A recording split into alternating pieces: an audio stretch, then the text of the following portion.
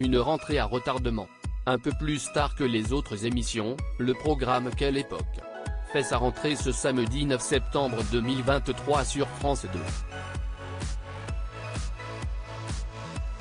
2. Léa Salamé, Christophe de Chavannes et Philippe Caverivière vont retrouver leurs téléspectateurs avec bonheur en espérant que cela soit réciproque.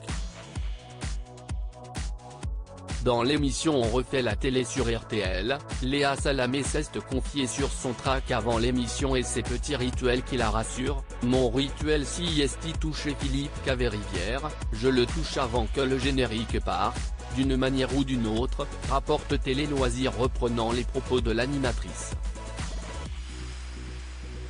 La journaliste a également un autre secret qu'elle a décidé de dévoiler à Eric Dussart, si mon petit coiffeur Cyril qui est avec moi depuis 10 ans, qui va me chercher une lichette de vodka parce que ça me détend.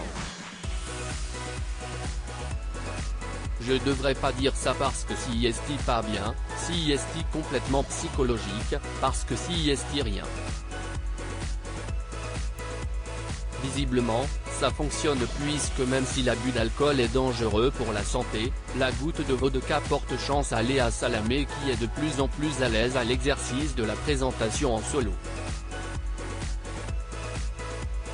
De Raphaël Glucksmann à Nicolas Demorand, ces hommes qui ont marqué la vie de Léa Salamé, ça m'a choqué. Désormais seule aux manettes de cette case télévisuelle, avec Quelle époque, la journaliste de 43 ans a suivi avec attention le changement professionnel de son ancien collègue, Laurent Ruquier, passé du côté de BFM Télévision.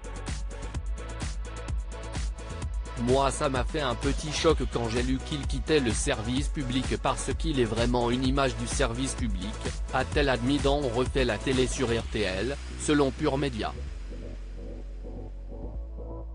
La fin de la collaboration professionnelle entre Léa Salamé et Laurent Ruquier a entraîné un froid dans leur relation.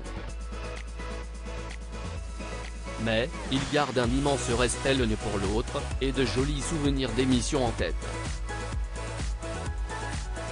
On n'a jamais été amis mais on était dans un vrai respect. On a une histoire ensemble, j'ai été sa chroniqueuse puis j'ai été sa co-présentatrice.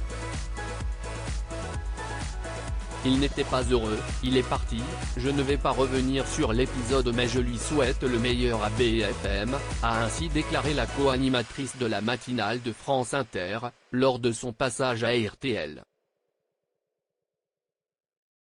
Crédit photo, Pierre Perusseau.